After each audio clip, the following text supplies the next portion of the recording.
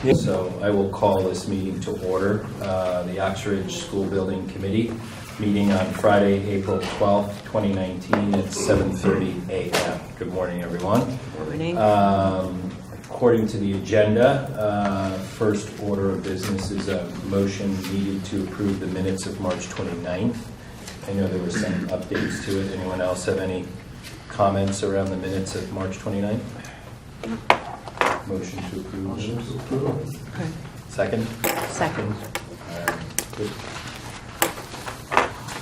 Next on the agenda, Randy, you've got the tie and bond RFP for a traffic study. Yep. I want to go over that. Yeah. So we've working on this for like three or 4 weeks. We obviously we need a traffic study as part of the project to really measure the impact of the project on the surrounding area, to analyze capacity of what's going to be constructed here and what it's going to basically create.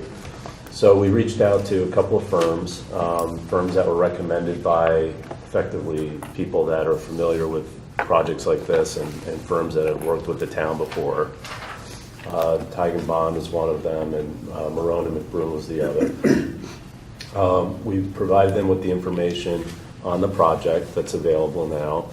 They both submitted proposals. They were, call them different levels of detail, but through some vetting and iterations with them, we were able to square them effectively. There was one big thing that came out of them that was a differentiation or something that we learned, and that was that there's certain levels of approval that may be required from the Office of the State, Traffic Authority, what's called the OSTA, the State of Connecticut.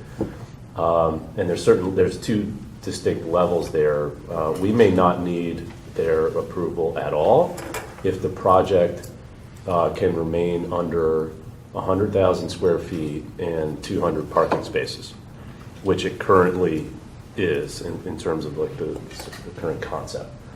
So that was interesting, and it has implications not only for like the timeline of the project if we breach that threshold, but also for the costs of the traffic consultant.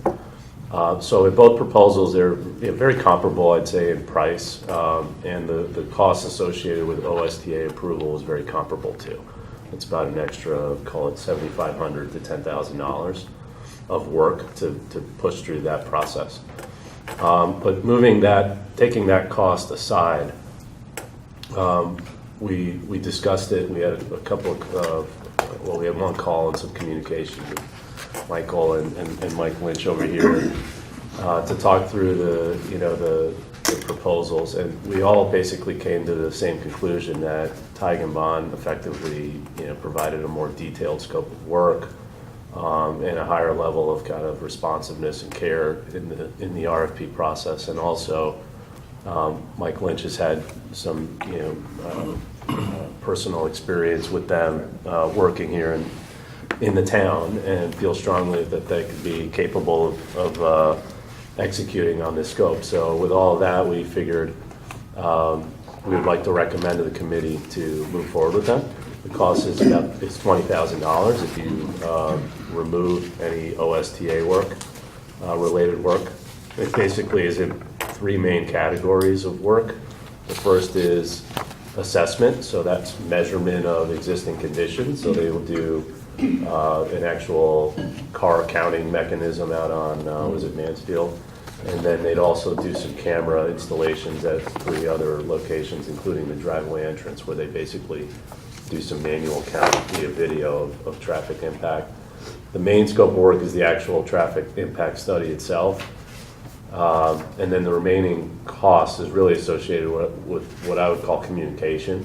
So that's all the different time associated with integrating with the design team and the construction team, but also with communicating to this committee and also to the different approval committees that are associated with a project like this. So all of that roughly comes out to $20,000. And from a timeline perspective, I think we circulated the proposal. They could get started as soon as possible.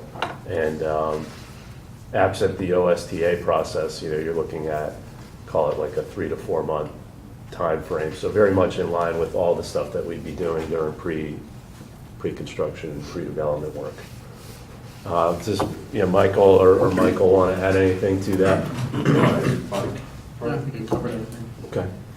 So the stipulations that you were talking about, whether we would need the OSTA requirement or not, is we would need to be both under 100,000 square feet? Either. Either. So if either one of those were to exceed, Yeah. then that would put us into a category. Yeah, and there's a second level that's even more complicated, which both firms thought we would not need at all. There's like a second level of OSTA approval, and it only is triggered if you have to actually change the road work at all.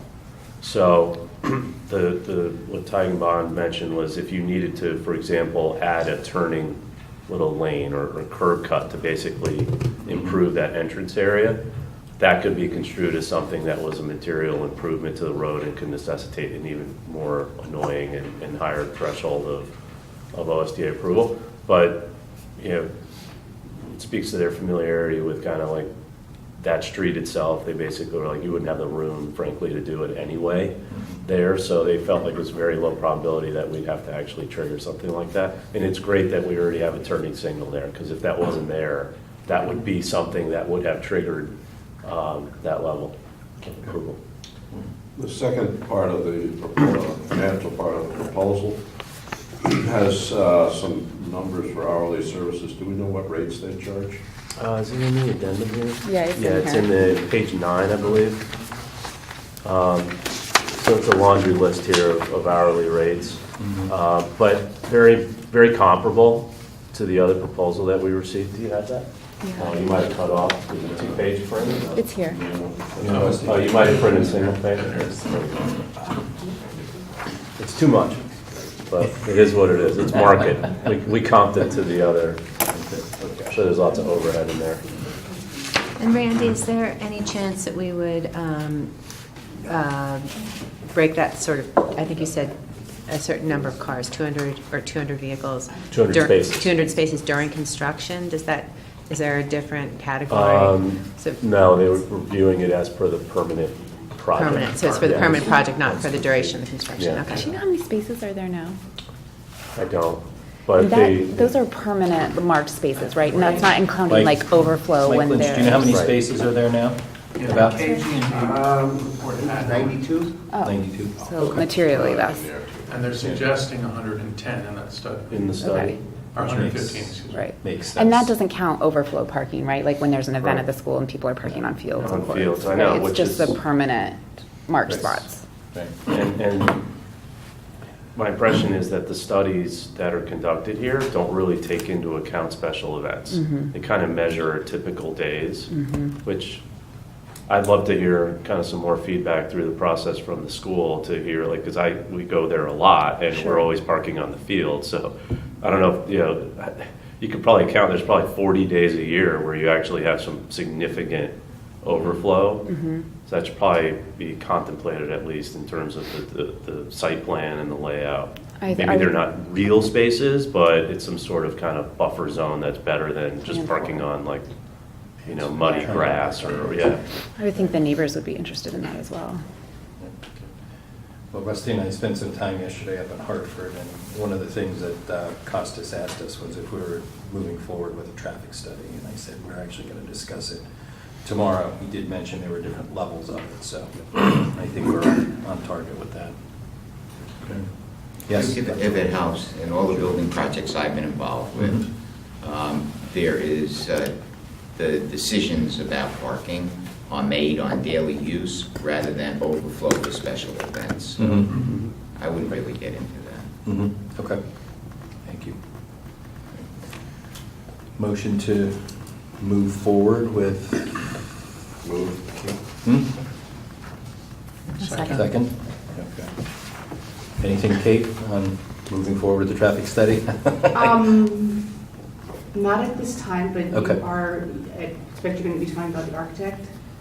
The traffic study would not be difficult to finance because it's only $20,000, but you're Well, we getting... approved it last night we had an appropriation for this. For this? Okay. Yeah. Okay. So there's money to do this. So. Okay. But yeah, you're going to have to, the next one I will have comments. Okay. Question for the committee on this? Sure.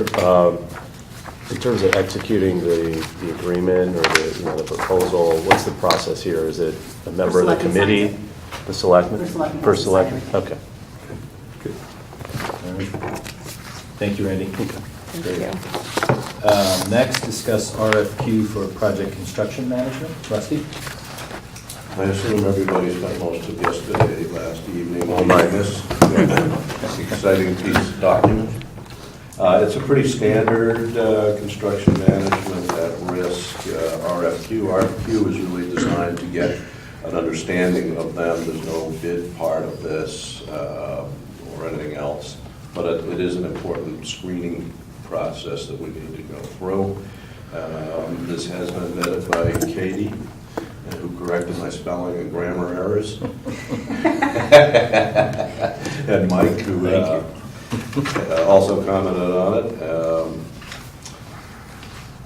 Really, it's pretty straightforward. We plan on getting out next week in the newspapers, and we have a list, which I've talked to Katie about, of potential candidates that have been identified that have done work on schools or in Connecticut and have some of the prerequisites that we're looking for. It's a very tight schedule, as you might have noted, and it's integrated with the search for the architect, so the next 6 weeks or so will be pretty busy. Questions? A question I have, Rustin. Would the RFP read different? RFQ, excuse me, read different if it didn't say construction manager at risk? Yes. Okay. It So would, there's certain- the bulk of it is going to be the same. The difference is, as we described when I went through the options, is it's just like a GC who has a lump sum. The difference is that he switches from construction manager really to a constructor, like a GC, but they have a guaranteed maximum price. And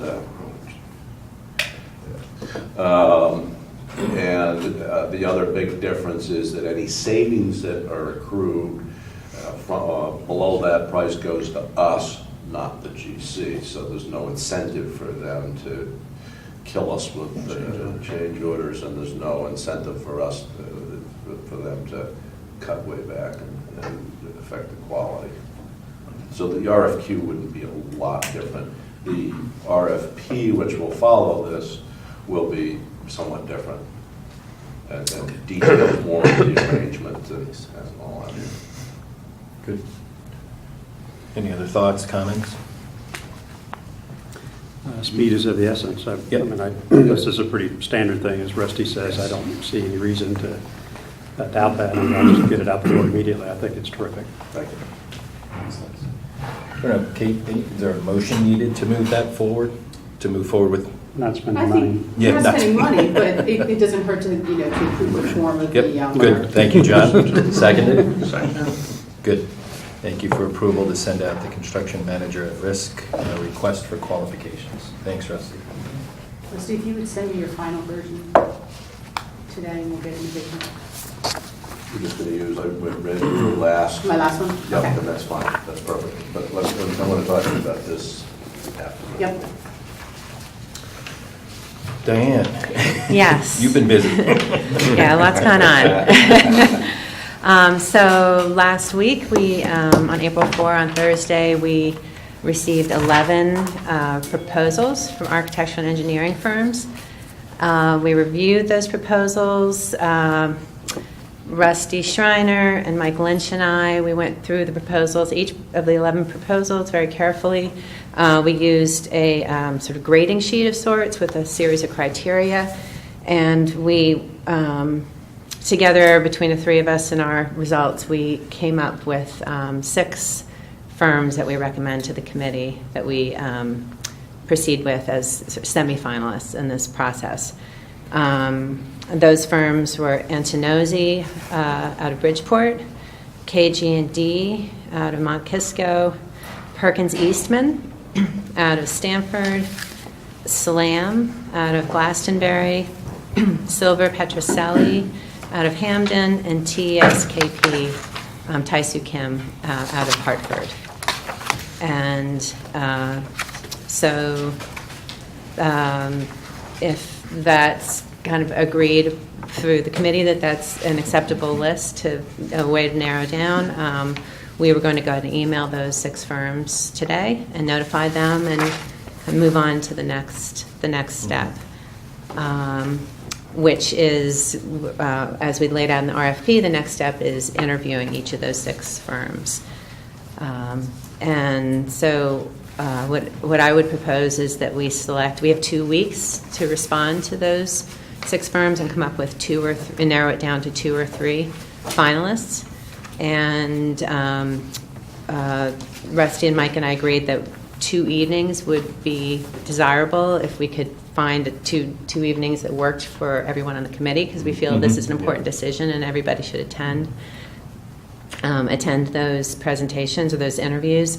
We thought we'd like to see 3 architects each evening. So we were thinking perhaps next week, if we can come with 2 dates that work.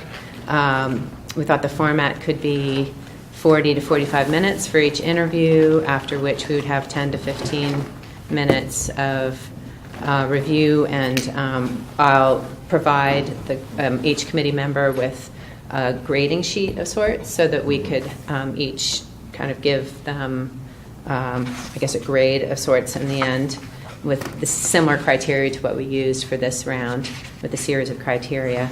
And then we could go on and meet with each one. So starting maybe at 6 o'clock and ending at 9 and see. and we should discuss that time frame, if that's too much time, whether we should decrease the length of the interviews by a bit. And we thought to do them, have that 2 evenings in somewhat close proximity to each other, so not too much time passes from one set of interviews to the other.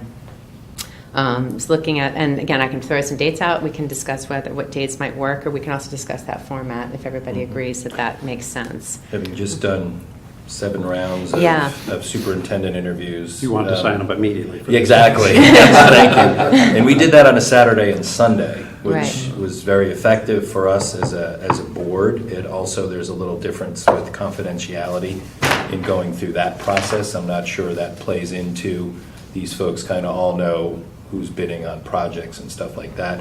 The one thing I would say is that I think 45 minutes is good, 45 minutes to an hour. You always think that seems like a good amount of time, but when you get them in there and start asking questions, that 45 minutes goes very quickly. So that's the only thing I would throw out. Yeah, one thing, if we can get the same group of people singing from the same hymnal in terms of questions and all that, that'll help with consistency and trying to make a choice.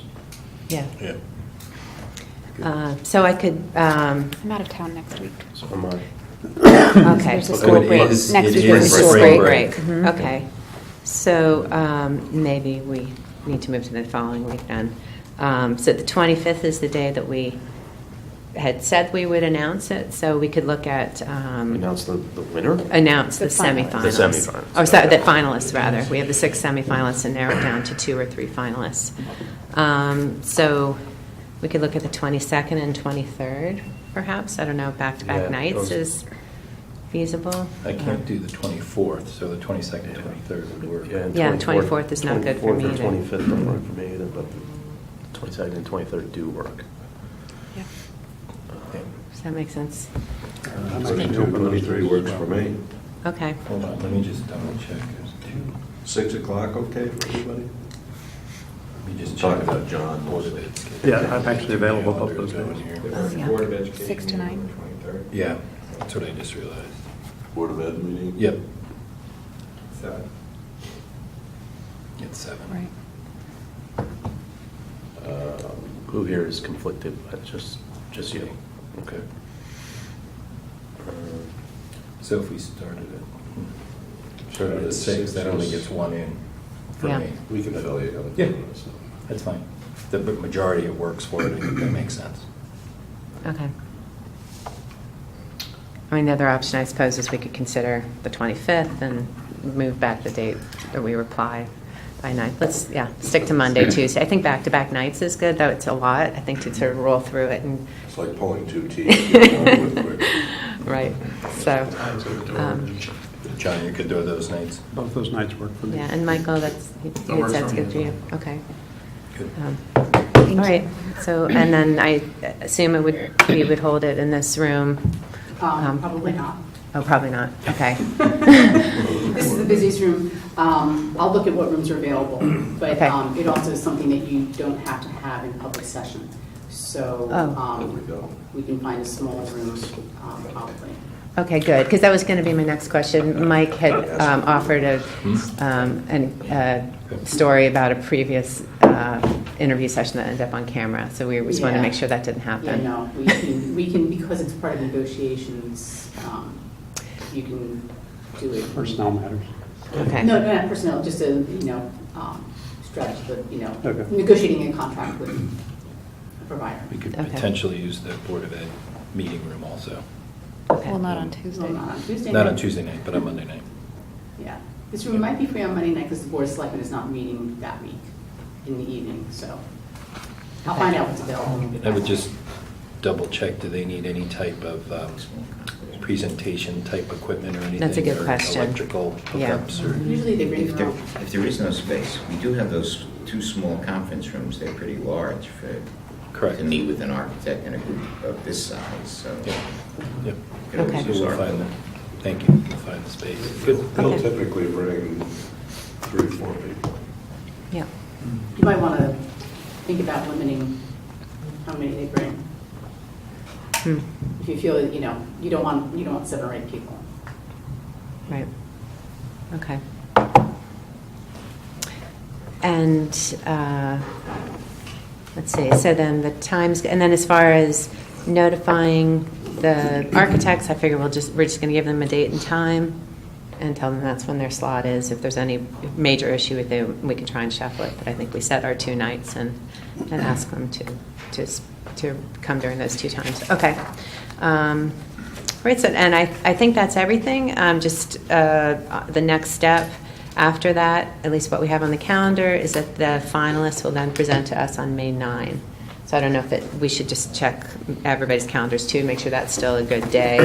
And if not, maybe we'll adjust that either now or at the next round.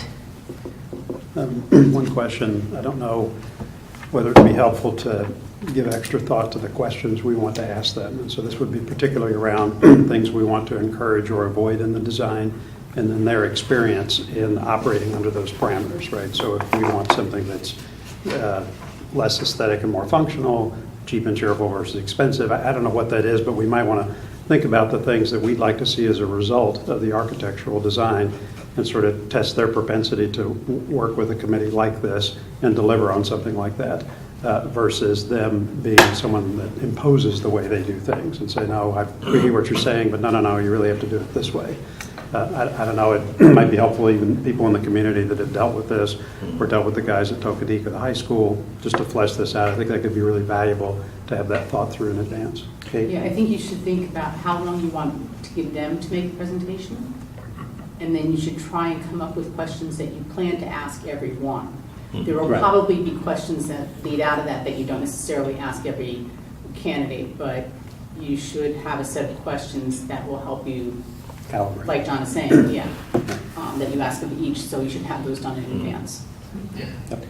It's a good point, because when we went through the cafeteria expansion, the initial presentations, I won't give out the names, but one firm was very clean, simple, aesthetic. Another firm had more wow and bang, and we wanted to kind of meet in the middle a little bit, overall watching the costs associated with it, so they had to come back to the drawing board. So formulating some of those questions ahead of time during the interview process. The other thing you might also do is have them split up their presentation. So if they want a lot of materials and show us lots of cool stuff, they send that in advance and we can take a look at it. Right. But you could restrict them in terms of what you want to have in the meeting. So I want 2 pages, period, and you're going to have 10 or 15 minutes to go through that.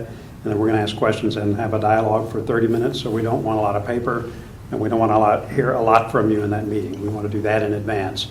in the meeting, 2 pages only. I know, something like that, just to your point, we don't have a lot of time for each presenter, Right. and we want to make that, as efficient as possible, and B, maximize the time we have to pose questions from our list. Yeah, typically they run 25 or 30 for their initial presentation, and then 20, 25 for their Q&A. We can have a clock sitting here with a buzzer on it. And loud ticking, I like Loud. that. Yeah, and I guess I'd be a little hesitant to ask him to send advanced material. I don't know, just kind of forethought. I just, yeah. this, to your point, No. if it's 25 or 30 minutes, that seems like a long time, given the time constraints that we've got, but I don't want to unduly restrict them, but it strikes me that if they were willing to send something in advance, then they would feel more comfortable with our second request, which is 2 pages only for the actual discussion. I don't know, it's up to you. I don't want to Sure. micromanage that Sure. process. Certainly take that into consideration. Yeah, so I think, like I said, so I don't know if there's anything we need to kind of agree on this, or we're just going to continue to move forward. We've agreed on interview dates of the 22nd and the 23rd. Right. You'll organize the schedule with the specific firms. Right, And then you'll also notify the firms that aren't coming? correct. Okay. And what about, are we going to determine a set of questions ahead of time before these semifinalist emails? We usually give an outline of, here's what we want to hear about, boom, boom, boom, boom. We want to, obviously the head guy's going to talk, but we want to meet the project architect, we want to meet the whoever, and here's some questions you need to answer. Yeah, prior to that. And I guess if anybody has input as to questions that they feel are important, we could circulate a list of questions. As I said, I will provide a list of sort of criteria by which we're going to judge them. That might sort of dictate the questions as well. Great. Okay. I would just caution you when you're circulating the list of questions, I assume you do that via email, please don't have discussions, Right. you know, individually send edits, Mhm. but don't be discussing it amongst yourself because that constitutes a meeting. No Right. reply all. Okay. Great. In light of the range of prices, I think you need to start thinking about seeking funding because, John, have you had an opportunity to look at the quotes from the architects? I don't think that the reserve contingency, We have about $750,000 in the reserve contingency. I'm hopeful that these guys can take a down payment to get started on the work, which will allow them to move forward while we seek an appropriation to cover larger amounts. So that's kind of what I had in mind for that. But that's one of the other things we got to find out as part of this process. I don't think it's appropriate for an interview to talk about that, but to get an advanced sense of the terms around the amounts they would propose. In other words, can they take a down payment? Because we can pull that out of contingency and fund immediately. Most of these firms do just monthly billing. You know, it's not more like a contractor where they want 30% down and things like that. They will Okay. go with month, you know, their startup costs, it's minimal. It's their Yeah, the their reality intelligence, is, really. we're going to be able to fund that out of contingency for probably a while, but then tee up an appropriation. The problem is the RTM is not going to meet again after their June meeting until September.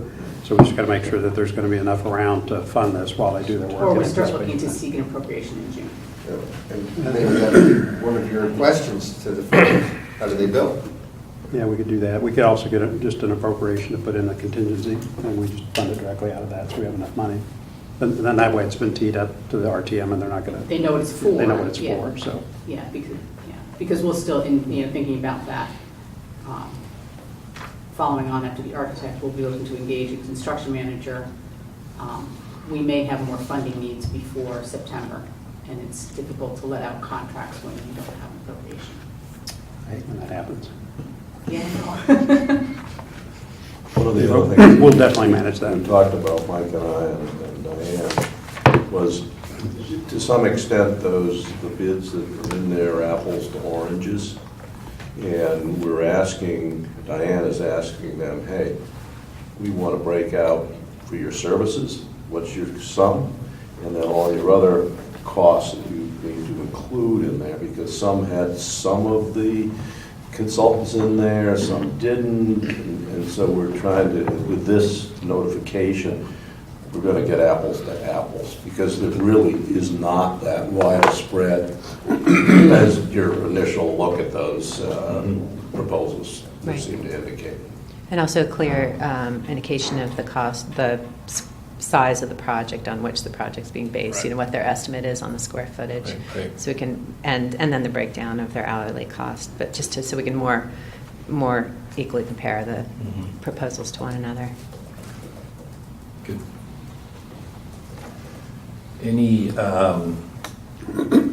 updates? We can update the timeline in the Gantt chart with some of the decisions we've made today around interviews and meetings.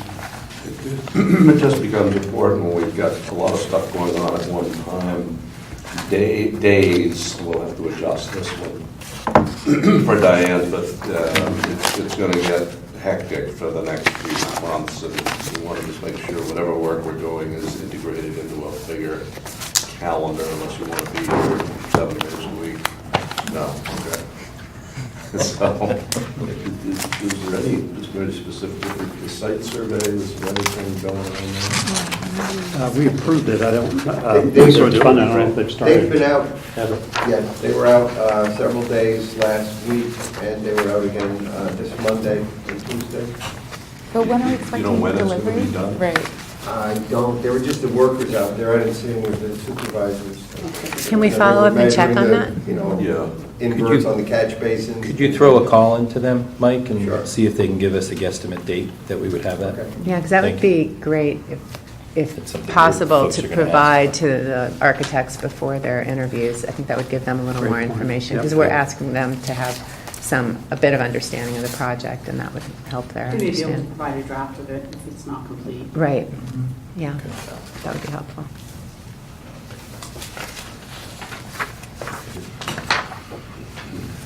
We should add the traffic survey information Yes. onto this chart. No,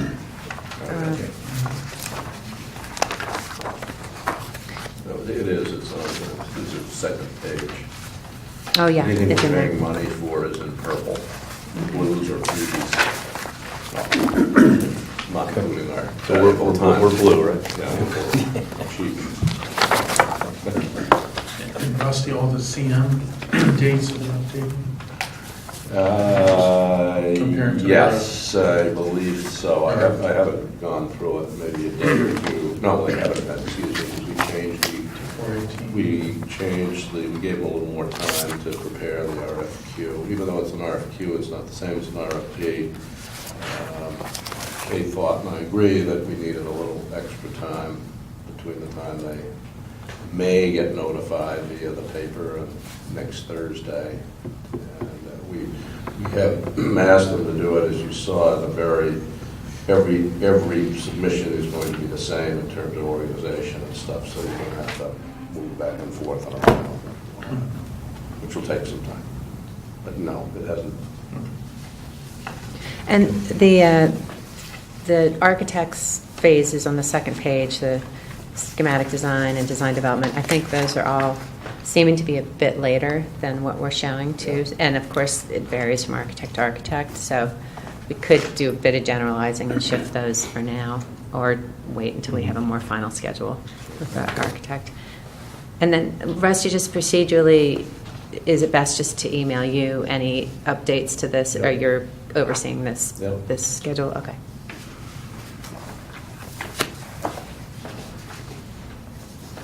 Do you have any other comments on the architects or this process other than what we've talked about? The only thing, anybody who wants a copy of the bids, who didn't already get them, we have them down in my office. Was there any kind of preliminary schematics or anything, or was it all just a financial kind of Lots of text-driven? narrative, lots of pictures of other. Of other projects, Projects, and financial, so no, there were in several of them estimates as to how many square feet they anticipated the building would be. Okay.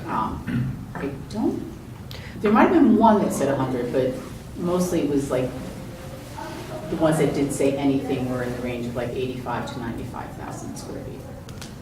And then 3 of the proposals include they've addressed the site a little more carefully, maybe provided a sketch or a narrative as to what their kind of very early design inklings would be or issues that they see arising specifically related to the site. Specifically speak about the site and any difficulties with the site? Yes. Okay. Yeah, some of them begin to address that. And one in particular sort of begins to address solutions, which I was kind of surprised at, but it was interesting to start to see. Good. What about for the 22nd and 23rd? What would be the expectation of what we will have received? Well, again, I guess maybe we need to decide whether we want anything in advance. I think we're asking them to come with a little more understanding of the site. Okay. And we're not asking them to do any design work at this point, Okay. but to come with a good understanding of the problems and the education specifications. So it's more an interview of the firm, the people that would be on the project. Okay. More of a, how do we feel, gut reaction to people and presentations. I think that's a good point. I mean, the reality is they wouldn't be on the list if they were not, in fact, qualified and have had experience in doing stuff like this. And so a lot of the interviews, again, without prejudging, is really going to be around fit and finish, culture and people. Could we work with these folks? Amenability to kind of our working style and some of the things that we want to accomplish. And look and feel, right? In addition, ultimately, to pricing. But in terms of qualifications and whether they could do this, that probably should be a minimal part of our questioning. And I think you should all take at least the 6 semifinalists RFPs home. Yes. Yes. And just a perusal beforehand. So I would recommend as you do that and go through those packages, if there's any questions that come to your mind or anything like that, forward them to Diane. Yeah. And maybe copy Kip and I on it. And that way at least start to see if there's any theme in the questions we want to ask or what we want to look at when they come in and interview. Yeah, Makes sense. that makes a lot of sense. And I can plan to circulate sort of a list of questions collectively that I've received from you all before the interview dates, if that would be helpful. Yeah. Kate would like all that paperwork out of her office.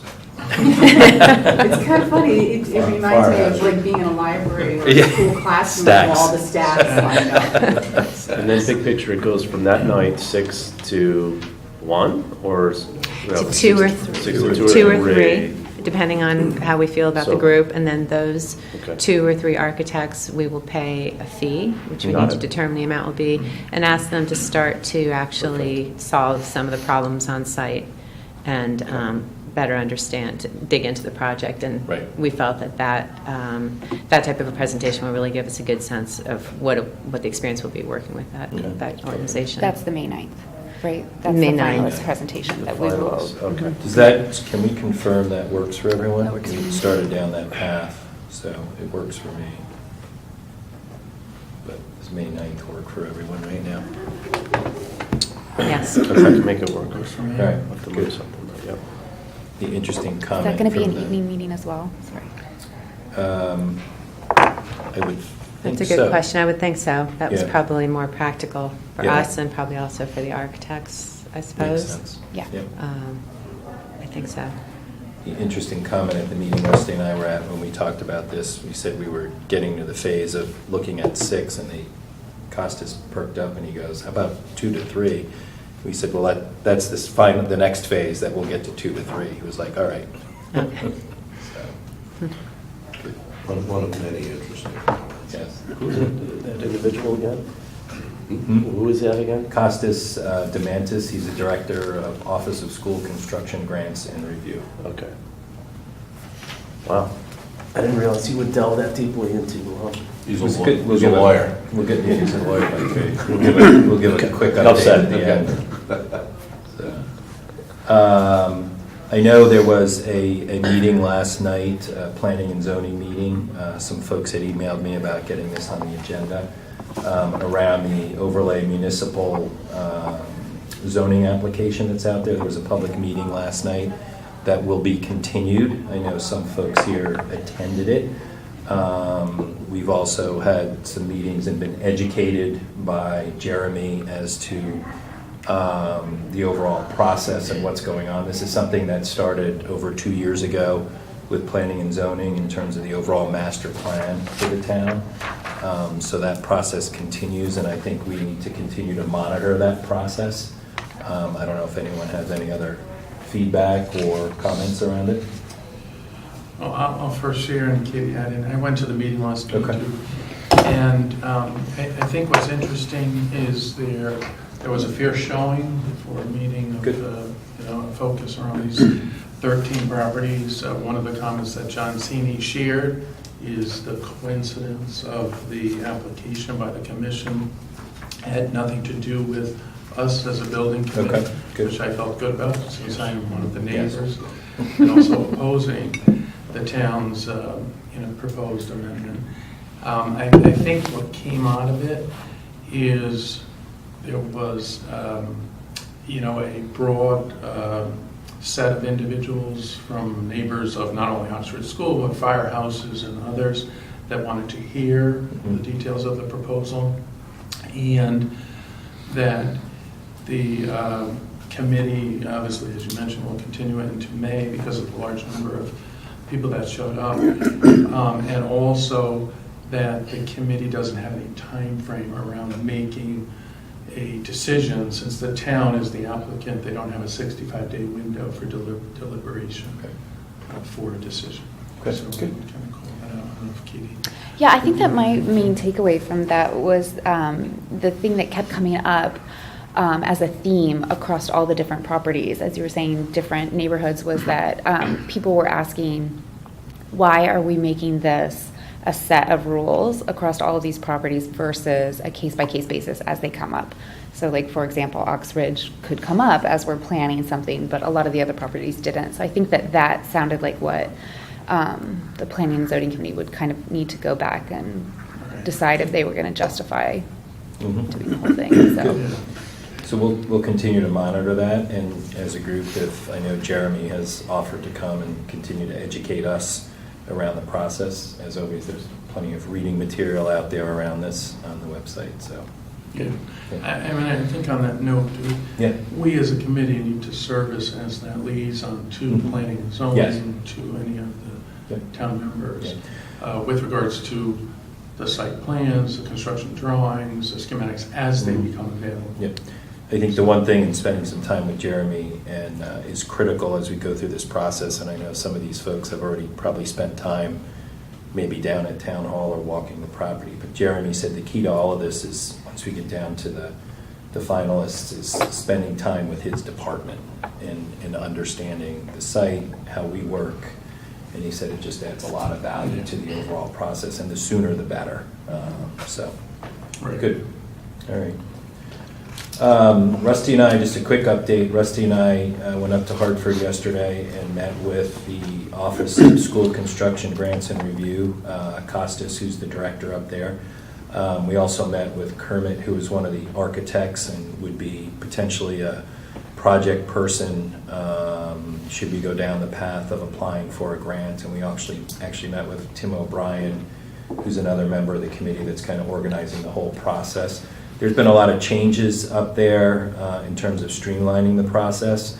Overall, when we kind of laid out what we've done so far, Costa said, well, you guys are really moving along. You seem to have everything in order, which was good to hear. And then we talked a little bit about grants and rates and different things like that. Do you want to add some color there, Rusty? Sure. They themselves are in a transition mode to this much higher level of service. They wanted to make sure that everybody understood that they're there to assist and help, not hinder the process. I can't remember what I said to him. We got a pretty good laugh about that. Not hinder and not hurt. Yeah. There are differences in the percentage that you get. New versus renovation. We were caught a little bit by surprise that for new construction currently the reimbursement rate is 10.71, not 20, of approved project. There are a lot of exclusions. One of the things that concerned us most is in calculating the dollars for what the construction will be. They're using a rate that you can't find down here in Fairfield County, which we raised that issue, and apparently other schools in Fairfield County said, hey, you know, $365 an hour might work up in the Hartford area, but it doesn't work down here, which has the effect of lowering again the reimbursement total. Let's, for example, if we had 40 million in construction, they'd give us 30, they would only calculate it on the first 33 million. There are a lot of other little exceptions there. He did offer, because he knew we were getting a little questioning whether we should go down this road. There may be another 5% for the early learning program. An additional 5% reimbursable? Yeah, an additional 5% reimbursable. On the whole project or just the portion that applies to early learning? So they would add Total. the total, so the 10.71 would go up to 15.71. Right, right. There are a lot of requirements to go through this. I mean, they're involved to the point where initially they will do a site visit and they will tell us whether we will do a new school or renovation. Change orders all have to go through them and stuff. I mean, it's their money as well as ours, so they want to make sure that it's being efficiently spent. And I get that. We're just going to have to weigh what the cost in terms of time and money will be to work with them versus the potential reimbursement, total reimbursement. So Russ, you're saying they would come down, visit the site? Yep. And if they say, no, we think you can renovate the school, does that mean then if we decide we want to build new, no We get grant nothing. money? They're out. We're Yeah, out. so what does renovate mean? Does that mean we tear it Renovate down except for the means- chimney and that's a renovation? Well, I The question raised we that- run, I'm sure I raised you that did. question because I'm thinking of the house on Gorham's Pond. They left one little beam for that house. Sold. Yeah, to renovate. And he laughed at it, actually. It actually is defined, that it has to have 55% of the original building still there. We're not going to do that. No way. Of course not. The other thing that came up was that if we scrambled around, we've got 3 of the 4 requirements done or near done. If we scramble around and get the authorization to spend X, up to them, we fall into this current year, and that carries over. And that's the rate that we would be done, because we asked them, hey, how about all this stuff that's going on about the 5% reimbursement or the 0 reimbursement? We discussed with them a little bit of the difficulty of doing that since we don't have an architect yet. He said, look, here's the form. As soon as you pick the architect, have them fill it out, and it can be an estimate, and of course, the problem will be getting it approved, because we're really approving it on nothing. So it was an interesting meeting. There's a lot to think about. But clearly, if we do go with them and look for reimbursement, we are going to have outside assistance to help us with it. It's just an enormous amount of paperwork. Yeah, that was one thing I was going to ask, which is at what point do we decide to But you engage need a an third owner's party representative for grants? for just focusing in on the grants. As you know, we've had some inquiries from 2 or 3 people who offer a lot of different services, and we can pick and choose which of those services we want. And he gave us some guidance. He gave us one name, but he gave us a guidance what to look for that type of person. And I don't know if, Mike, you've worked with an owner's rep on a big project before? No. Well, one question would be, does it make sense to engage one of those folks to work with us to help us decide if we want to go down this route? So in other words, to say that they get a download from the meeting that you had and said, okay, let me give this some thought and I'll make a recommendation as to, yes or no, and if yes, what I could do to help you navigate that process. That was my personal feeling. I went on to their state's website because they referred that to us. I nodded off 2 or 3 times during a couple hours. I was trying to read it. It's If you could take a sentence and make it a paragraph, they've made this a book. And it is very complicated. The problem is there's so much detail in there. And unless you handle this stuff every day, you're going to trip up. So I The think- answer is yes. Yeah, I think John's think it point's a might good be one. a good And, idea. I mean, if it needs to be an unbiased party, though, Yeah. not somebody who, They with may a have- certain answer, will get the job and then may become have- the owner's Well, rep. that's why we make But- it clear up front that they're not the guy to do this if we do that work, so to Yeah. ensure that we in fact get an unbiased view. And could we They do, actually made a point twice on that exact issue. Make sure this is a person that's working for you, is in no way tied to any contractors, construction managers, architects, or anything. So I have to question the big picture of this as well, though, because right now it seems like we're talking about spending money to have someone advise us on whether or not to apply for money. So there's a cost into that. And then if we apply for the money, I think that we have to consider what time we're adding to the project. Because there are going to be costs in delaying our students moving into the new building also. Oxbridge is not functioning well and is, really it has a lot of costs just to keep it as is. So then the other thing I think, Can I comment on that? yeah. It shouldn't add time. I mean, one of the things I came out of there with, these are professionals. Their frustration and the reason that a lot of this stuff takes time is because the school districts are not providing the information on a timely basis. For example, change orders. They're getting change orders years after they happen.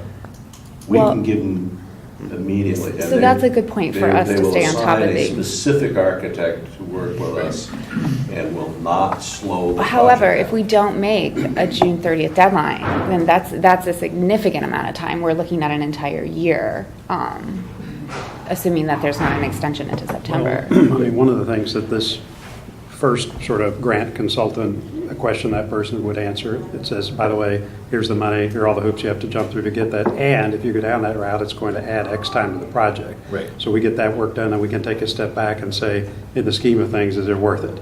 And you raise an excellent point. If that particular dimension comes out and it's bad news in terms of impact on timing, and we'll let the professionals tell us whether it is or not, that adds into our decision But I calculation. think I heard you say that you can actually get a placeholder in somehow.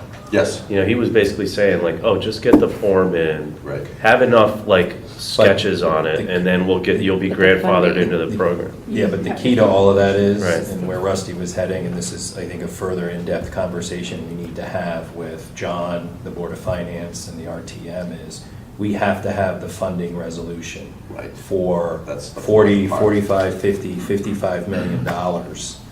And that is part of the package that has to go up there for the approval process. Can you caveat that? He made it very clear that his goal is, and he is, touting his numbers, he's saved the state $1.5 billion over the last 5 years that he's gone up there and kind of made this group more efficient. Like to know where that money went, right, John? I'll tell you where it went into their offices. Oh, You my should God. see the offices they just moved into. They purchased buildings all over Hartford.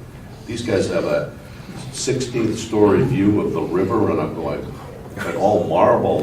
Rusty and I walked in and These said, are state- here's these are where state all, offices. here's where all the state money is. It was a brand new, beautiful It's office. just unbelievable. So to your point, look, his goal, he was very clear. He said, look, I think you can get all that's needed. He said, your town process is your town process, and I get it.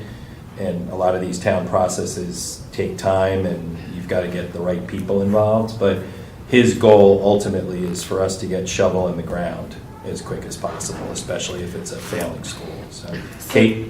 Would it make sense to try and get them out there as soon as possible to do this opining on whether Right. they will approve our building new? Yes. Because if they come out here and say, you've got to renovate, I that's the think end the of the decision's process, already right? made. Right, So- but I think based on, he liked the fact I brought up the KG&D study, I brought up the documents about the school survey, I brought up the documents about what Mike Lynch has put forward in terms of the maintenance and different things like that. He was very interested in the number of kids in school, the fact that we were consolidating ELP. I don't think it's an issue of them approving a new school. I think it's more the issue of the process and getting the funding resolution. Dr. Elliott? I'm used to getting 20% reimbursement, not 10%. Mhm. you're doing, that, I can't say how critical cost and time analysis is, because Yeah. it's very likely you'll reject taking the state aid. It'll be offset by loss of time and the increased expenses you have going through the process. I can only give one example. I had school lunch, an independent contractor on school lunch, and with an independent contractor, you profit from, and the school district gets some of the profits back. And I had to make a decision: do we stay with the National School Lunch Program and get that reimbursement, or just toss that out and go independently? What did you decide? And we decided with dumping the National School Lunch Program, it just didn't pay for us because it was holding back our profits as we introduced foods and different kinds of foods at the high school, for example. The federal government said they'd have 2 ounces of meat in a sandwich. Our kids were used to having a half pound of deli, at the deli that we had in the high school. And you wanted ketchup to be a vegetable anyway, so. I think sometimes you just have to, I know it sounds good to get the reimbursement, but sometimes it just doesn't pay. So the next piece of that too is the political landscape that's going on now. Like, there have been so many comments. Like, I'm curious as to a person that we might bring in to advise us.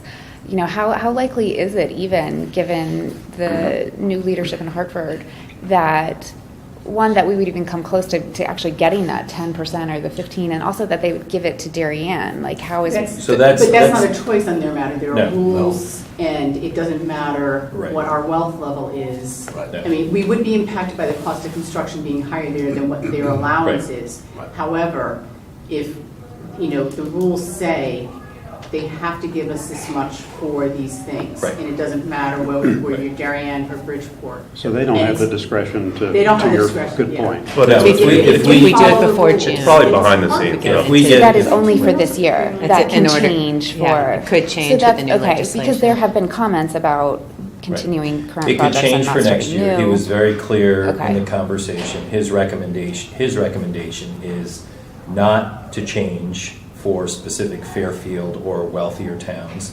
He feels by continuing to do an okay level of reimbursement, they maintain some control over what towns like us are doing in terms of building schools. They want some say in what we're building. He recently had a town up there that wanted to build a school for 150 people, and he's like, it's not going to happen. I'm not building a school or reimbursing you for 150 students.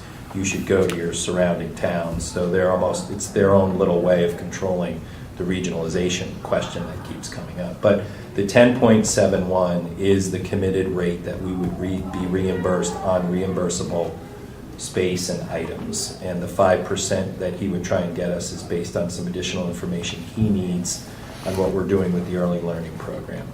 Could it change next year if we apply? Absolutely. But the 10.71, if we go in and are approved and become a priority school, as he said, then that would be the reimbursement rate. But if they come back to us as we go through the process and get the drawings and the cost, they may approve, the school may come in at $40 million.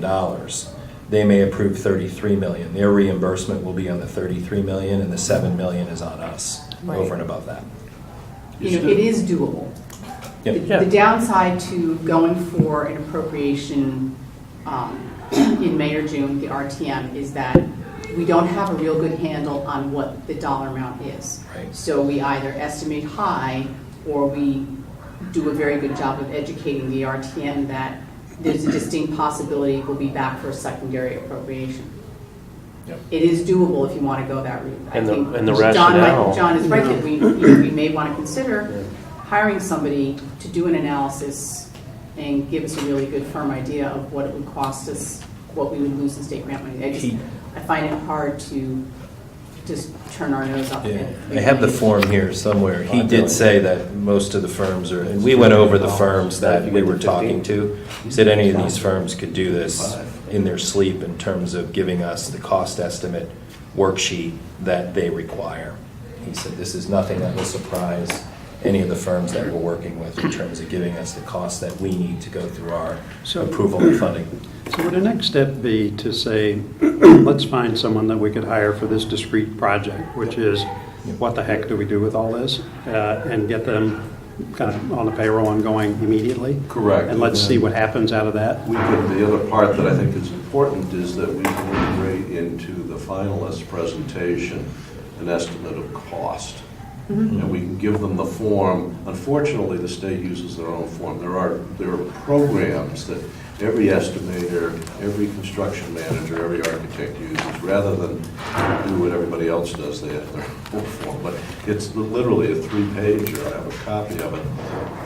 And we can get pretty close. I mean, we know down here, per square foot, you're going to be running $450 to $475. That's what it is going to be. Including soft. No, and then we can estimate at the soft costs, which again is not that difficult for a CM or an architect to do. And maybe we can include that in what we want to hear from them, the 3 finalists or 2 finalists. And give us your best, because he kept saying, the architect will do this.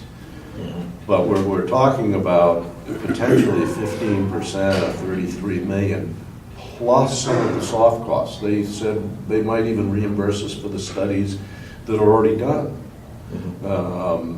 And so we're talking $5 million versus after June 30. Let's say we get the best case scenarios, we'll probably get 5% of some of that. If it ticks down next year, you mean? If it dips down next year. It may So not. you're talking. He said it may not. It may not, but there's a lot of pressure to Yeah. put it on. But you're talking several, $2 to $3 million differential here that I think is worth $10,000-15,000 to get somebody in here and who knows what this is all about. I mean, I would set this in motion in terms of getting some help to get us to make this precise. I do this Yep. immediately. We ought to set that in motion today.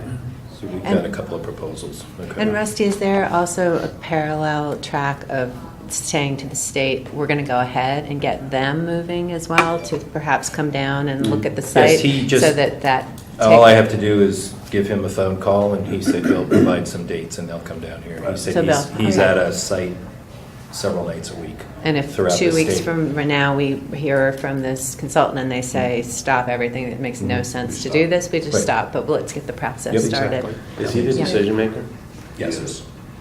Yes. and reasonable person? As reasonable as a lawyer will be. Okay.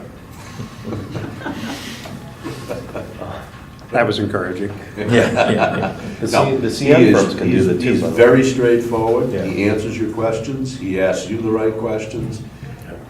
He's the type of guy, I think, from the timing point of view, he wants us to get going. He wants to do it. I think Kermit even told you that they've got the money there. Yeah. They have the money. There's not a lot of schools being built right now. And they were enthusiastic, you know, we're signing you an architect, and I mean, they want us to do this. They said we've got all the right steps that we've gone down Yep. so far, and everything that we brought up to show them. So. All right. Thank you, guys. So- That's Sure. great work. Yeah, Like, it's good. It's a good meeting. All right, so John, to your point, I think we'll move forward with looking at a couple of the proposals we got and even calling that person that you And recommended. should we approve to empower you guys to get it? Okay. I guess Jamie would sign any kind of agreement. Yeah. And just whenever you decide, just do it. Right, we'll make a motion on the floor to move forward with looking at a potential consultant to help us look at the state process of applying for a construction grant. And then further, we would approve you guys to just decide, get Jamie to sign this and move forward immediately. Okay. Okay. Second, first, At what Second. cost approximately? you want to put a limit on the cost? The one, What's the, do we have the a, proposals have been around $10,000 or $12,000. So we're gonna put a little put more. 15,000 down and just go for that. Got This is gonna be a rush For whoever does 15. it. If it up to. And this is just for preliminary feedback on whether this works or not. Yeah, this is a feasibility study Right. with the Doesn't clear, make sense for us to do this. right, with the clear provision that this firm go. or individual would not be engaged for the grant work should we decide to pursue it. I think I'll bring up the proposal, the one, they're very specific, so we can almost push them to do this almost on an hourly type Yeah. basis. Nice. Okay. great, Get fantastic. it inside. Good. So all approve of that motion? So Yes, everyone 15,000? approve? Yes. Aye. Yeah, I think that's a responsible way to manage Yes. it, and to really evaluate the monetary and time issues and Right. make a decision based on a little more knowledge. Absolutely. John, any suggestions on spending some time with the Board of Finance and RTM and Kate? Yeah, I was actually thinking I would call you later today and we Yeah. could strategize about Yeah. an appropriation strategy to try and get this in place, or think about getting it in place, so that if we do decide to go down that route, you've got Right. an appropriation that you can flash to these guys and say, yes, this will happen. Because it just goes against what we're trying to set up, how we manage the Well, that's building what of the I want to garage. talk about. Yeah, unfortunately, if we go with the state grant either way, this year or next year, we still have to You got it, yeah. get the appropriation in place before we can bid it. Right. So- Exactly. So I think what we need to do, or be doing, is we're pursuing state grant money, we need to be educating the RTM and Board of Finance, Board of Selectmen that, look, we know this is an estimate, we don't like having to Right. do it this way, however, we're giving you our best estimate, and just line them all up so that they know where, you know. And I'd even be willing to come in with an estimate that's clearly in excess of what we would end up spending, just because it's branded as such. Look, you guys are not going to spend anywhere near this amount of money. Mhm. We're going to put this in place to enable several things that we need to get to work as part of this process, so that when we come back to you, we'll have something that really makes sense, but we need this to move forward, something like Yeah, the that. reality is they're only going to give it to us on 33 million plus some of the soft costs. So Right. you're right, if you put it up high, Well, then we're completely covered on this dimension, then we can Yep. come back with a smart bid and package later. to Yep, Good. RTM. Okay. Good. Thank you. A little beyond our hour time that we like to stick to, but good conversation. Anything else that we want to put on the table? Just a general comment, which is, so we talked about the grant process and kind of accelerating that process by the approval we did today. Is there anything else like that that's a gating issue or slowing us down, or anything that we could just jump on and get moving, or that needs a vote of this committee or some kind of funding, just to make sure nothing is slowed down? I mean, it seems like we have everything in hand, but with the collective here, I just thought I would ask that question. Yeah. There were some other studies that he mentioned that he said the architects and all would know about in terms of state testing around water and different things like that, which we spoke about at a recent Board of Ed meeting, that we do regular water testing. The key is, he said, the testing is the water coming in from the street, not necessarily the water in the buildings. So the traffic study. So back to any environmental testing on the site. Yeah. It's my understanding that the town is doing that work, that, Right. you know. Well, Is that something we need to initiate, or? Yeah, it'll be part of the project, but it is one of those things that would be a good thing to have done, like environmental testing of the existing building, so that we know we don't have the kind of thing that happened with the high school, where we were surprised with the level of asbestos when we went to demolish the whole Demolition building, and permits. that had cost. Just say no to renovation. We have the, But we have that. you have that proposal Right. from Hygienics. Did we move, at the last meeting, did we move a motion forward to move that? We We did. did for the first Yeah, part, okay. which was a survey of the building. Right, Yeah. good. Yeah. So, the only other thing I can think of is the test borings and the determination I have of the the three, water. I got the third proposal on the test borings yesterday late in the day, so I didn't have a chance to hand it out. Who's going to do the testing for the water table one? Yes, Okay, that's all. yeah. I gave them a basic square mhm. and said, here's where we're going to build the building, so they would put a monitoring well at each of the four corners, and then I had them give us a price per day with the drilling machine to make test wells around the property, and I told them figure 2 days. Okay. So they gave me all their pricing, what it would cost to have the soil tested. A lot of the testing they do right there on site. Okay. But if we wanted it tested for contaminants and stuff like that, we'd have to go out to a lab. But like I said, I got the third proposal yesterday afternoon, so I have to hand it out to Randy and Mike to take a There's look nothing at. else that came up in our conversations, but good point. If there is, we'll bring it to the table. Yeah, Do we your want to next look big at, sticking point yep, is zoning. what's that, Kate? Your next big Yeah. sticking point could be zoning, you know, your setbacks and stuff. Right. So that's a ways off. Hey, but with the new municipal use policy, we can go up to 8 feet next to a neighbor. But we don't know when they're going to do that. We're only gonna do that. Let's move on. Let's move on to the next conversation. Do we want to look at scheduling the next meeting? My last question. Let's look. We want to look at the 26th of April.